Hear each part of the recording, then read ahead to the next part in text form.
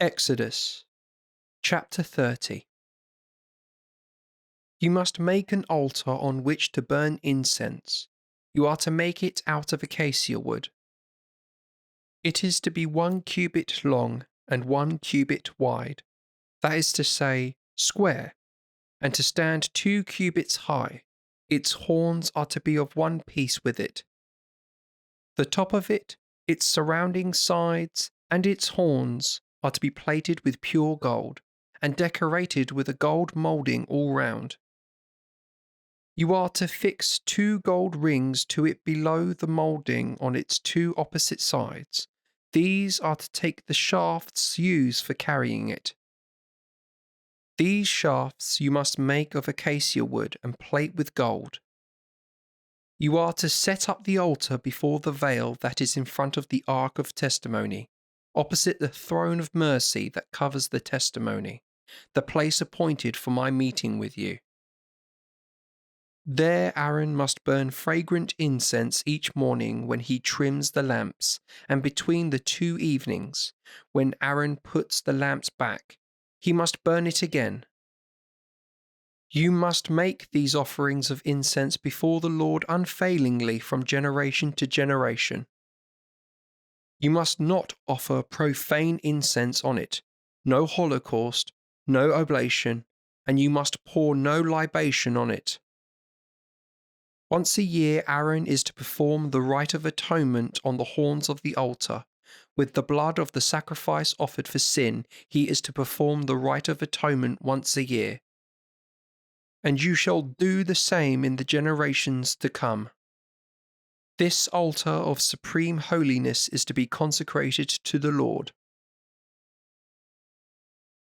The Lord spoke to Moses and said, When you take a census and make a register of the sons of Israel, each is to pay the Lord a ransom for his life, so that no plague comes on them when the census is being made.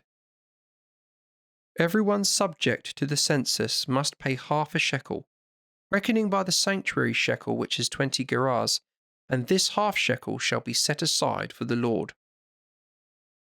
Everyone subject to the census, that is to say of 20 years and over, must pay the sum set aside for the Lord.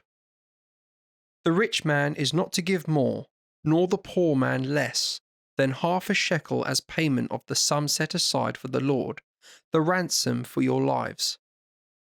You will devote this ransom money given to you by the sons of Israel to the service of the tent of meeting. It will remind the Lord of the sons of Israel and will be the ransom for your lives. The Lord spoke to Moses and said, You must also make a bronze basin on a stand, for washing. You must place it between the tent of meeting and the altar and put water in it. In this Aaron and his sons must wash their hands and feet.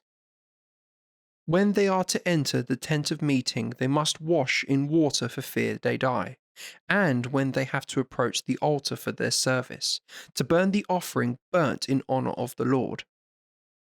They must wash their hands and feet for fear they die.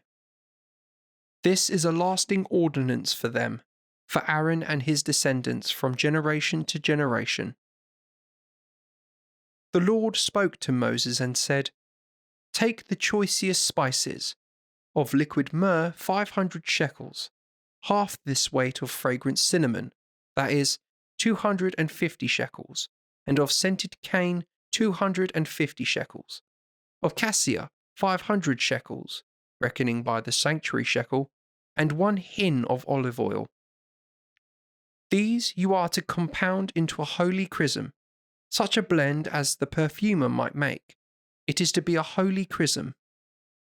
With it you are to anoint the tent of meeting and the ark of the testimony, the table and all its furnishings, the lampstand and all its accessories, the altar of incense, the altar of holocaust with all its furnishings, and the basin with its stand.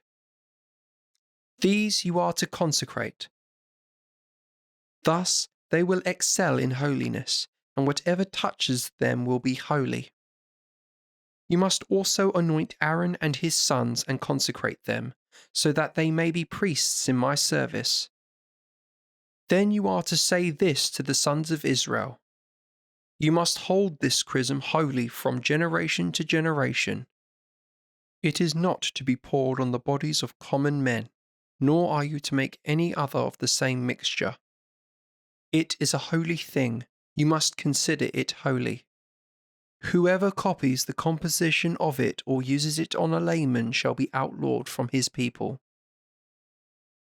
The Lord said to Moses, Take sweet spices, storax, onycha, galbanum, sweet spices and pure frankincense in equal parts, and compound an incense, such a blend as the perfumer might make, salted, pure and holy. Crush a part of it into a fine powder, and put some of this in front of the testimony in the tent of meeting, the place appointed for my meetings with you. You must regard it as most holy. You are not to make any incense of similar composition for your own use. You must hold it to be a holy thing, reserved for the Lord. Whoever copies it for use as perfume shall be outlawed from his people.